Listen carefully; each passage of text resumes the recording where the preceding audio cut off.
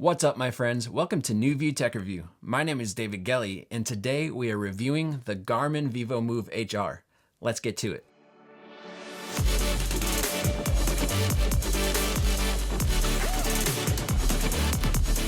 So, with hybrid smartwatches becoming more popular amongst us tech enthusiasts, some manufacturers have started to realize the practicality of less is more. Life can get incredibly busy at times with endless distractions, and some of us have sought out hybrid smartwatches as a way to keep us connected without completely taking us out of the moment upon receiving every single notification. So with that being said, where does the Garmin Vivomove HR stand in this ever-growing lineup of hybrid smartwatches? Well, let's dig in and find out.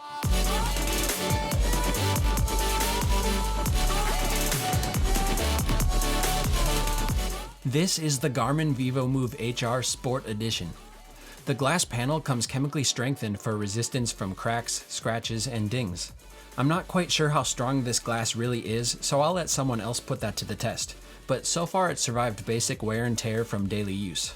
Surrounding the glass sits a stainless steel bezel, which helps keep this sporty model from cornering itself too far into the fitness category, making this a good fashion choice to go along with everyday casual attire. Enclosing the internals is a fiber-reinforced polymer case that basically feels like a strong and durable plastic material.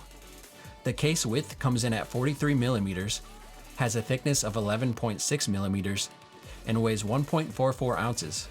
It's extremely light as compared to my Fossil Q hybrid smartwatch, or really most other watches out there for that matter. Now, at this point, you're probably wondering where the crown is. Unfortunately, there are no physical buttons present anywhere on the watch.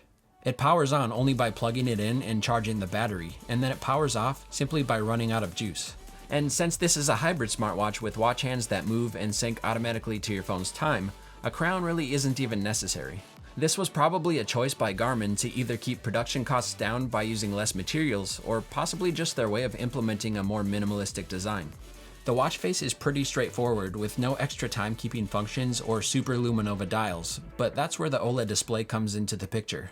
It's a small, poorly responsive touchscreen with a resolution of 64 by 128 and a PPI of 170. Yeah, unfortunately you heard that right. Just 170 pixels per square inch at a day and age where we have phones with displays nearing 600 pixels per square inch. But it's not always on for you to have to look at, and lower grade displays means less power consumption for better battery life. And speaking of battery life, this watch lasts an average of 5 days on smartwatch mode and up to 2 weeks on watch mode. It's nowhere near as long as most other hybrid smartwatches out there, but charging every 5 days or so isn't a deal breaker for me. The silicone watch bands are industry standard 20 millimeters and come with quick release pins. So far they've been extremely comfortable, and the silicone makes these great for sweat resistance while fitting in a daily workout or playing your favorite sport. And if one of those sports happens to be swimming, then you're in luck.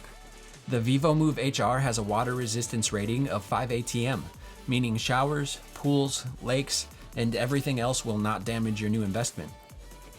The Garmin Connect app is chock full of useful information such as your daily step count, calories burned, stress levels, and a ton of other stuff. It's very intuitive, and its overall aesthetic is clean and simple. During my testing, I've had the watch paired with my iPhone X, which has worked out pretty well. And Garmin supports both iOS and Android platforms, so you're covered no matter what device you own. Unless you own a flip phone, then at that point, you're out of luck, and it wouldn't really make sense for you to get this anyway, because you've got a flip phone. And last but not least, the features. Now, it would take a whole other video to go through all of these features in depth, so instead, here's a quick overview.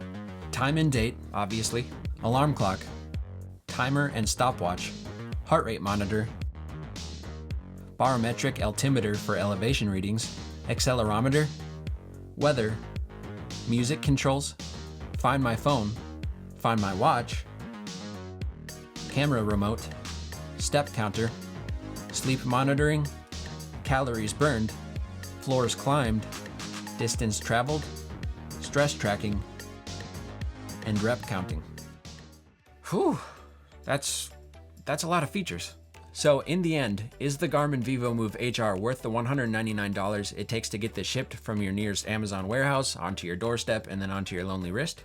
I'd say yes, but only if you plan to use this specifically for fitness tracking. It's been a fantastic watch for tracking my daily workouts and activities, but as for a watch that I'm proud to wear, Well, I personally would rather sport my Fossil Q hybrid smartwatch over the Vivomove HR any day of the week. The Vivomove HR is heavily aimed towards the fitness community, which makes all the sense in the world being that we're talking about a Garmin here. Now, they do sell a premium model, which will set you back an extra $100, coming in at $299, but it's the same thing as the Sport Edition, just with a classier look and better materials. Alright my friends, that's all I had for you today. Be sure to check out my other hybrid smartwatch reviews in the description down below. I hope you enjoyed this review of the Garmin Vivomove HR. Please like, comment, and subscribe for more content. Thank you so much for watching, and I'll see you in the next one.